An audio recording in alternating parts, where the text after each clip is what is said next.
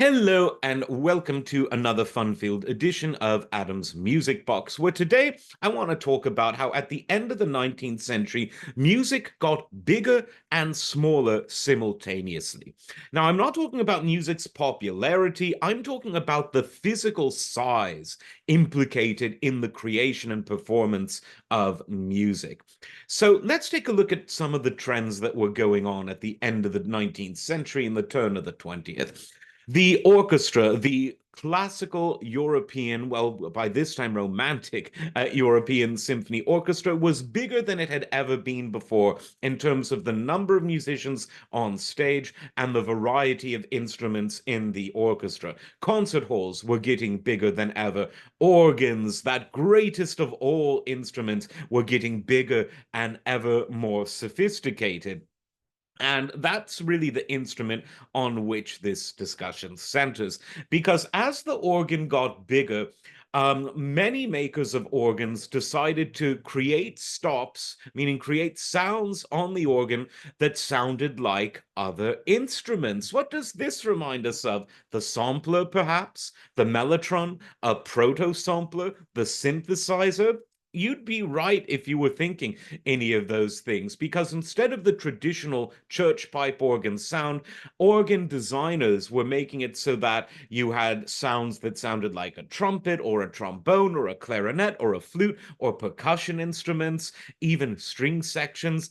And once you get into the theater organs, as opposed to the traditional church or concert hall organs, you're getting train whistles, you're getting sound effects, anything that they can force through a pipe to create a certain noise they were making at this time. And other things were happening as well. You had player pianos and you had other instruments designed to play automatically, meaning play outside of the presence of a musician, of a human musician. They sometimes required a human operator, but you had these instruments where on a programmed reel, you would have the mechanical hitting of a drum with a mechanical arm, the mechanical playing of a wind instrument. And the whole point of all of this was to create a larger variety of sounds with fewer human musicians.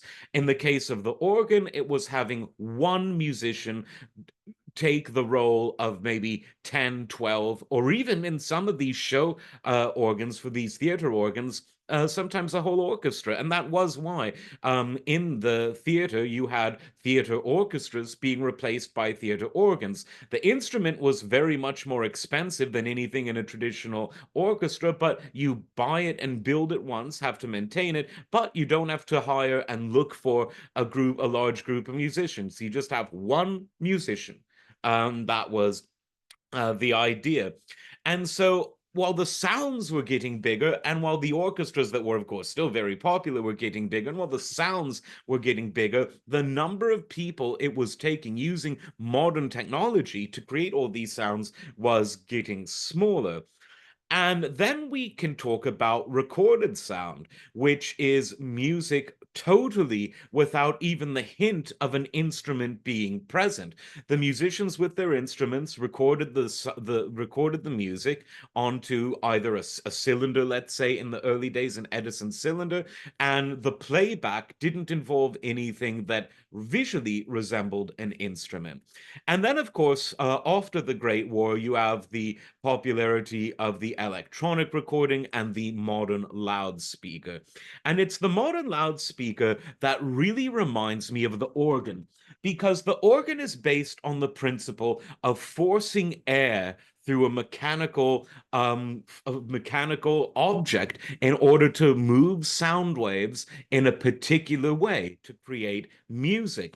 And what is a speaker? A speaker is about using electromagnetic force, if you will, energy, and moving a physical object, a speaker cone or a speaker horn, in order to create a movement of air that creates sound waves. And that's not dissimilar from an organ. And so when you're looking at this from a philosophical point of view and a sociological point of view, you could really say that the loudspeaker, the modern loudspeaker, which in its basic principles hasn't changed a great deal from the 20s till today. It's gotten much more sophisticated and more accurate, but its basic features, using electromagnetic energy to force air with a mechanical object. It's almost like the concept is an organ out of one hole. Or if you have a three-way speaker, three holes, but nevertheless, the absence of all of these pipes. You can hear all of the sounds you want, a train whistle if you want, a violin section, a trumpet, a trombone, a guitar, other sound effects, whatever you want through one hole rather than through all of the holes at the end of the pipes of a large or even medium-sized or small pipe organ.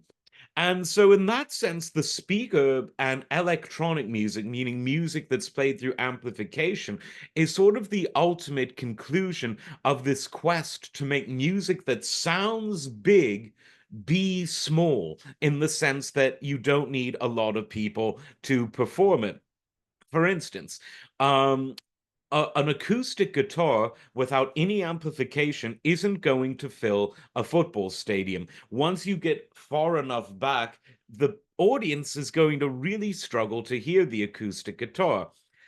Electric guitar, no problem. So again, it's about a small group of musicians, one musician making a sound big enough to fill a wide space. And it was really at that era between the 19th and the 20th century when so many innovations were happening. The apotheosis of the organ, its hugeness and its diversity of sounds, the advent of acoustic recorded technology, the Edison cylinder, as I mentioned, the player piano, other self-playing instruments. And this all led to what we saw in the 20s, which, if you take all these concepts, electrify them, and you're pretty much in the modern world.